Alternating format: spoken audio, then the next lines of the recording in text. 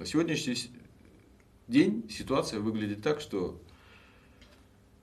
наш блогер, у которого свое есть личное мнение, он член нашего движения, но он на кухне у себя открыто высказывает свое личное мнение.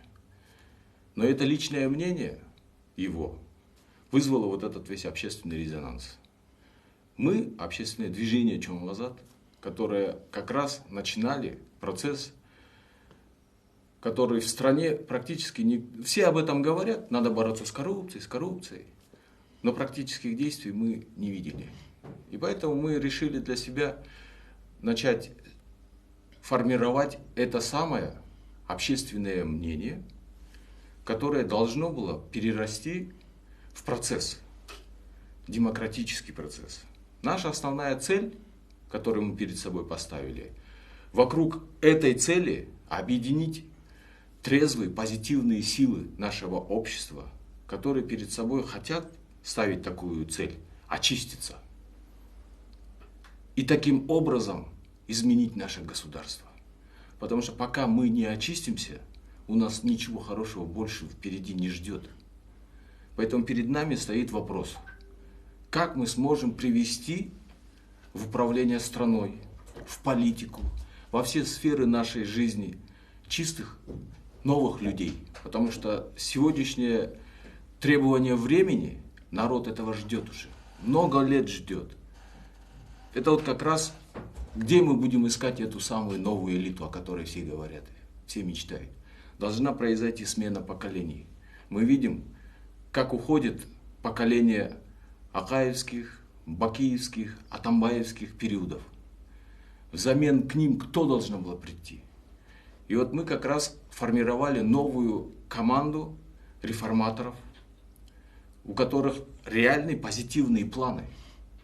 Мы перед собой поставили цель это все сделать демократическим путем. Самое главное, вот здесь вот особо отмечаю, все должно быть легитимно, без шума и пыли. Никаких не должны быть эксцессов. Мы дважды проходили это. Опыт горький у нас есть, и поэтому мы не должны наступать на те же самые грабли. И в 2005 году, и в 2010 году проблема была в том, что персоналии, которые это все двигали, не смогли с собой привести команду реформаторов. И поэтому они вынуждены были завязнуть на том аппарате, который есть и по сей день. Потому что государственные чиновники – это аппарат. Этот аппарат не меняется. И этот аппарат потом начинает влиять на умозаключение, настроение и принимаемые решения первых лиц государства. Проблема в этом. Значит, мы должны привести новую команду, новую элиту, которая должна прийти чистой и у которой чистые помыслы. И это все должно делаться чистыми руками. То есть мы перед собой поставили задачу прийти в политику без опирания на чьи-то интересы, на чьи-то деньги, то есть по чьей-то воле. Мы поставили задачу собрать команду молодых реформаторов, которая ни с кем не связана, абсолютно новая. Деньги – это наши личные средства, пожертвования тех людей, которые нас начали верить. Все. Мы для себя поставили еще одну самую труднейшую задачу – не быть зависимыми от денег чьих-либо, потому что за этими деньгами стоят интересы, и потом начинается все та же самая канитель. Поэтому мы сразу сказали, это не наш путь, мы должны ни от кого не зависеть, иметь альтернативную точку зрения, альтернативный вариант движения в политике, и вот таким образом постараться с вот этой командой сделать хоть раз в жизни чистые выборы. Потому что до этого практически ни одна политическая система, ни в акаевский период, ни бакиевский, ни атамбаевский, они не предоставили и не смогли этого сделать. На сегодняшний день исторический шанс есть. Он присутствует, и мы не должны его упустить. В чем заключается исторический шанс? Наш президент Сооронбай Шарипович Джеймбеков должен провести свои первые выборы Жогорку Кеңеша. Это исторический момент. Поэтому мы хотели предоставить на всеобщее обозрение новую группу, команду ребят, которая хочет прийти в систему управления государством не так, как до этого было. Без денег. Без денег. Если вот такая сила выйдет, и она будет также конкурировать с партиями, у которых есть деньги, у которых есть олигархи, у них свои точки зрения, свои политические взгляды и свои программы. Мы с ними точно так же хотели выступить и хотим этого сделать. Выйти со своей альтернативной программой без денег. Без денег. И если президент сможет нам обеспечить равные условия, это и будет доказательством того, что власть изменилась при нем. Это исторический шанс.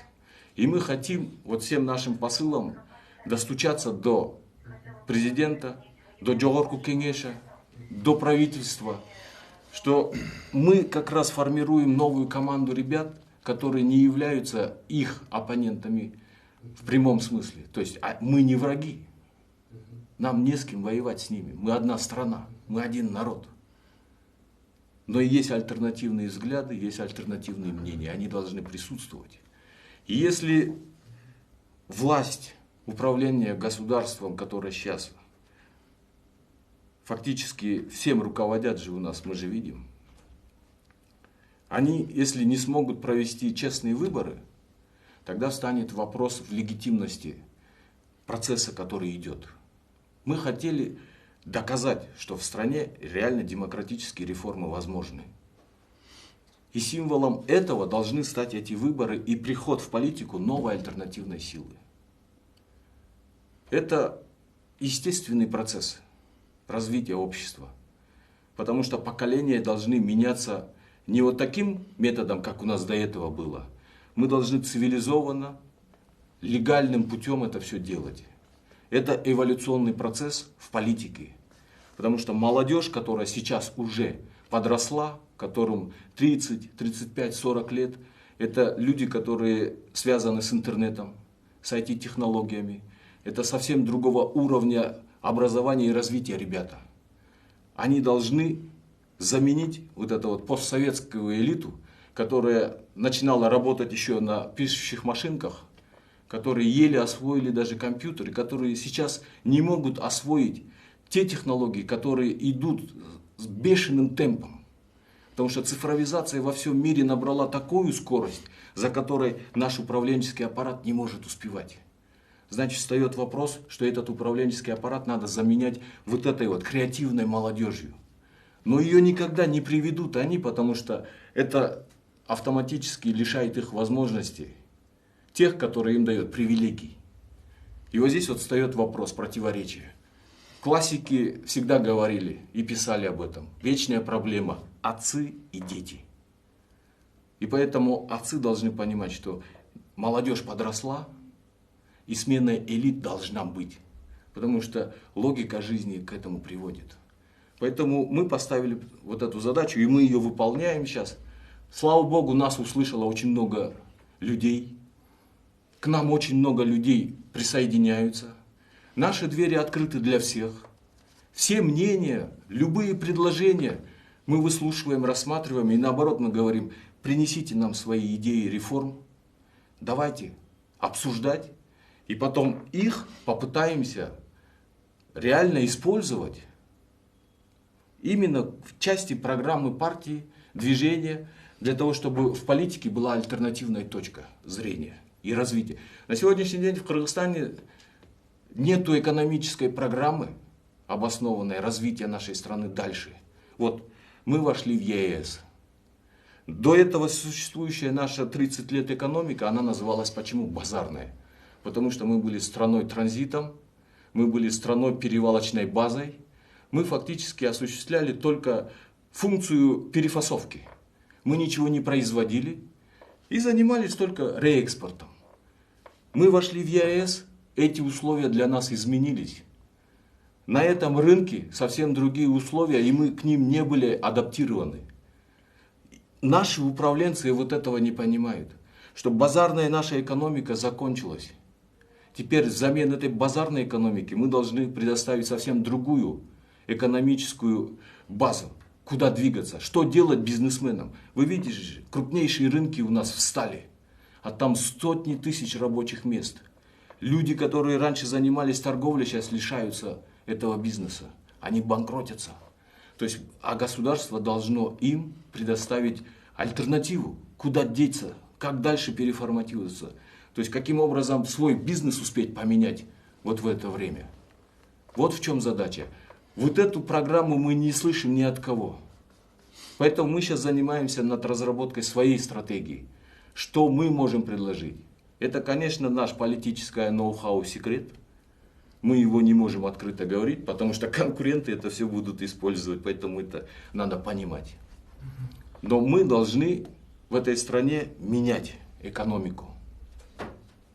Потому что люди должны понимать, как дальше будем зарабатывать деньги, какую функцию мы должны выполнять в нашем общем евразийском экономическом пространстве. И дальше прогноз и будущее показать людям, бизнесменам, государственным служащим. Мы в конце концов должны построить нормальное государство, без взяток, без вот этого нашего раболепия. Мы должны нормальную государственную систему выработать, потому что с таким раздутым аппаратом дальше двигаться невозможно. Но вечно жить на 5000 сомов не могут же бедные медсестры, бедные учителя. То есть встает время, когда надо поднимать зарплату. А с чего поднимать? То есть вот такие серьезнейшие вопросы стоят. А без борьбы с коррупцией с этим невозможно справиться. Поэтому вот все завязано. Это очень сложные процессы, которые мы должны сейчас уже. Вот над этим мы думаем, работаем, вырабатываем свои программы. Разные группы к нам приходят. Мы со всеми работаем. И самое главное, все объединяет нас одно, это мы должны осуществить реформу в этой стране. И тем не менее, Максим Мурза, почему же все-таки тогда, как вы говорите, фейки в соцсетях обвиняют вас, ваше движение, в том, что вы хотите захватить власть путем экспроприации? Как бы. То есть это... Никогда такой вопрос не поднимался ни у нас в движении, ни на кухне у Сыймыха. Его неправильно понимают. Его слова – это его эмоциональный выпад. Потому что человек в эмоциях может по-разному свою мысль доносить. Поэтому надо эти вещи понимать. Это, как он сам выражается, это кухонный базар. Но есть наше движение. У нашего движения это совсем другие цели и задачи. Мы никогда об этом не говорили и не скажем. У нас самая главная задача подготовить команду, альтернативную программу и цивилизационным путем прийти в тот процесс политический от начала до конца. Чтобы в этой стране попытаться все-таки показать, что мы совсем другие. Мы не будем заниматься тем, чем до нас занимались. Вот эта вся разруха, которая у нас есть, это следствие вот этих двух революций. Мы прошли же это. Экономику убили тогда и теперь до сих пор поднять не могут. Поэтому третьи силы, это те самые третьи силы. Вот кто за ними стоит, это пускай работают спецслужбы, правоохранительная система, выявляют этих фейков. С каким умыслом они вот эту информацию распространяют? В чьих интересах они это все делают? У нас таких мыслей никогда не было, и мы никогда на это не пойдем. Но у нас пытаются провоцировать, и народ на это провоцирует. Вот на вот такие провокации мы не должны никогда вестись. Потому что если вдруг их коварные планы реализуются, тогда в этой стране уже ничего хорошего ждать невозможно. Поэтому мы против этого. Мы никогда с этим не смиримся, потому что мы не должны дать возможность вот таким вот антигосударственным силам воспользоваться ситуацией, нагнетать ее самим.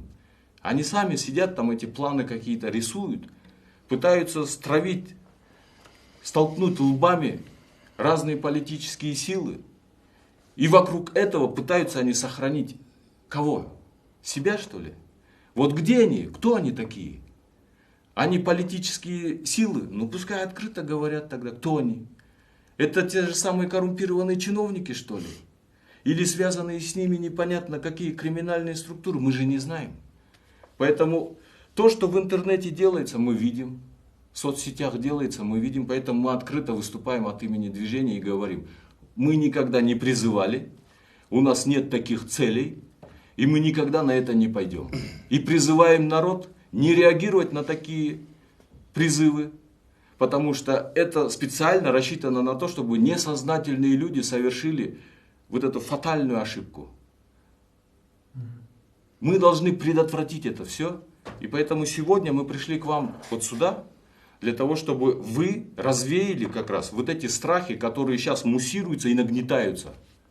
И мы пользуемся вашим авторитетным изданием именно для этого, чтобы донести. Мы против того, чтобы в отношении кого-то применялась вообще сила. Вообще. Ни против человека, ни против частной собственности, ни вообще. Мы наоборот говорим о ненасилии. Потому что Сымых тоже на своей кухне говорит, опыт Ганди, ненасильственное сопротивление, ненасильственное. Ганди совершил свою революцию в Индии пешком ходя, с одной тростью в руке. Он никого не призывал к каким-либо физическим акциям. Он поднимал дух Индии. На сегодняшний день мы должны точно такую же политику у себя, мы должны сознание народа пробудить, самые лучшие качества народа пробудить. Потому что человек должен поверить в себя, во-первых, что от его голоса, от его мнения зависит судьба страны. И этот голос должен быть услышан именно во время выборов. Поэтому во время выборов народ как выберет, так и должно быть. Поэтому мы призываем именно к цивилизационному прорыву в нашей стране. Вот это у нас эволюционный процесс должен пройти очень красиво. Мы должны всему миру показать современную, новую культуру кыргызской политики.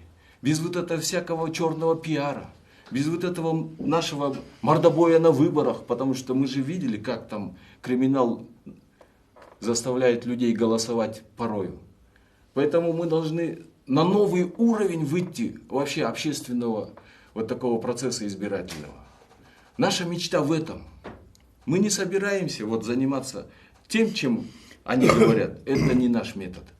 Мы даже деньги на нашу политическую, общественную деятельность собираем и открыто призываем помочь. Потому что у чистых ребят денег нету и не будет. Но этим ребятам, чтобы дать шанс, деньги должен собрать сам народ, который поверит в них. Если эти средства соберет народ, это и будет доказательством того, что народ пробудился, мнение народа изменилось, и есть шанс в этой стране совершить вот этот демократический переход. Во-первых, Сымых об этом на кухне сказал чисто свое мнение, как гражданского лица. Он как человек это все, его поддержала в соцсетях общественность. И после как раз вот этого общественного резонанса власть вынуждена была принимать какие-то для себя выводы. И поэтому власть в данном случае сделала два правильных шага. Началась проверка в отношении самого Сымыха Джапыкеева и началась проверка в отношении Кубанычбека Джумалиева. Теперь вот этот процесс должен идти в правовом русле, и мы в конце должны увидеть результат, потому что общество требует этого. В высказываниях Сымыха, если будет что-то, это совсем другой вопрос.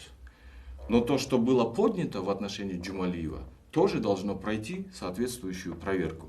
И потом общество должно получить внятные ответы, фактические результаты, чтобы потом делать выводы для себя.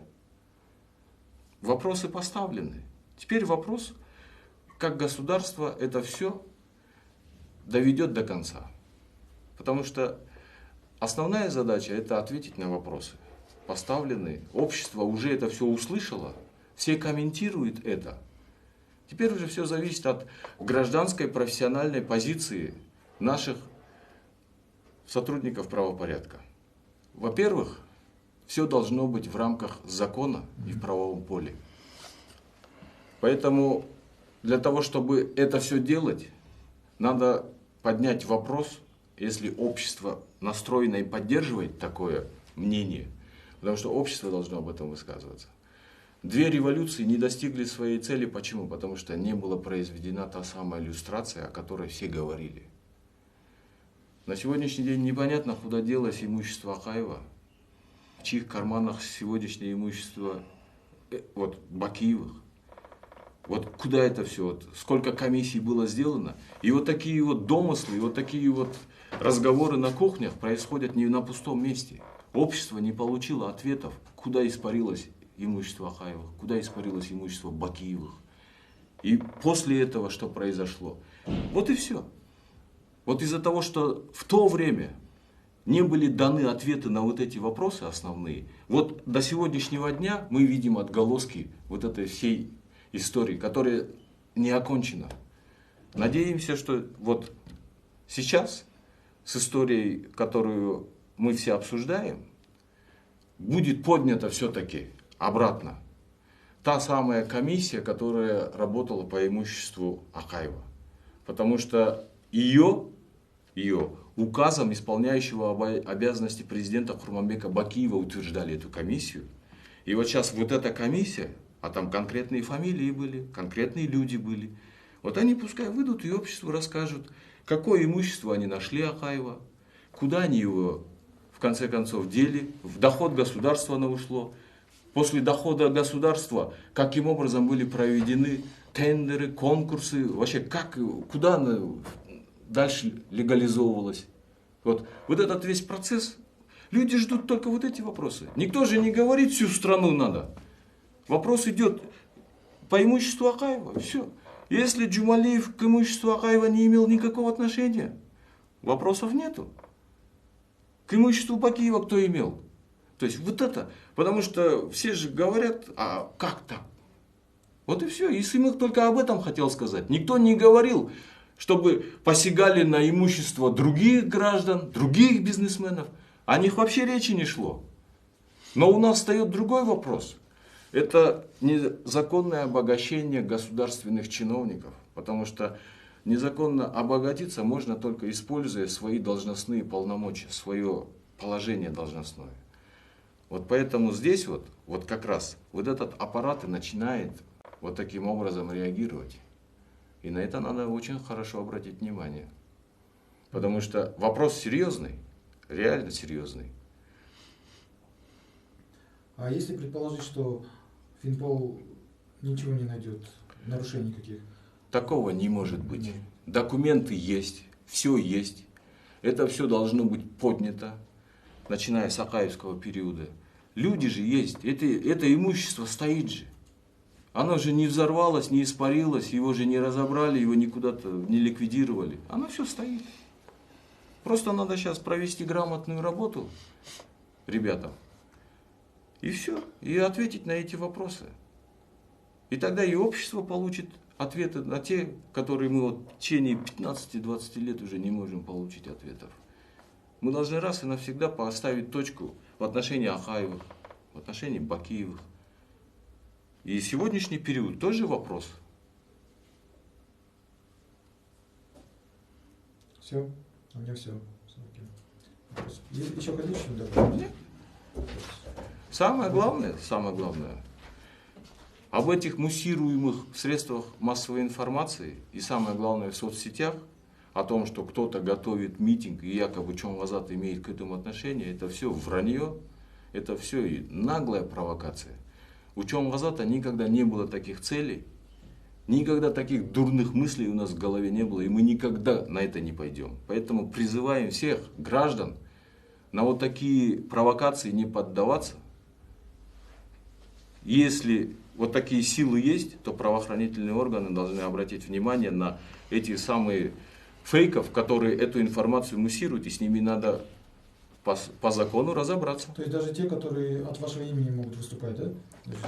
Которые призывают каким-то незаконным действиям. В отношении, если у нас все члены движения, волонтеры, все записаны. Кто там фейки открывает, от кого имени, мы не знаем. Но мы ответственно заявляем, что у нас в движении никто никогда этот вопрос не поднимал, и у нас такой цели нету. Все, что делается, это провокация против нас, и для того, чтобы спровоцировать как раз вот эксцессы, на которых потом вот непонятно, кто эти третьи силы, вот как раз, кто это все муссирует. Надо разобраться тоже, кто это такие. Поэтому правоохранительные органы, я думаю, у них достаточно возможностей для того, чтобы найти и наказать этих самых бузатеров, которые, сидя за компьютером, лежа на диване, там делают вот это все и будоражат народ. А это все отражается же на нашем государстве. Вы представляете, сколько сил и средств сейчас будет на это потрачено впустую, вместо того, чтобы реально заниматься государственной безопасностью, вот такими серьезными вопросами, там, граница, контрабанда, борьба с преступностью.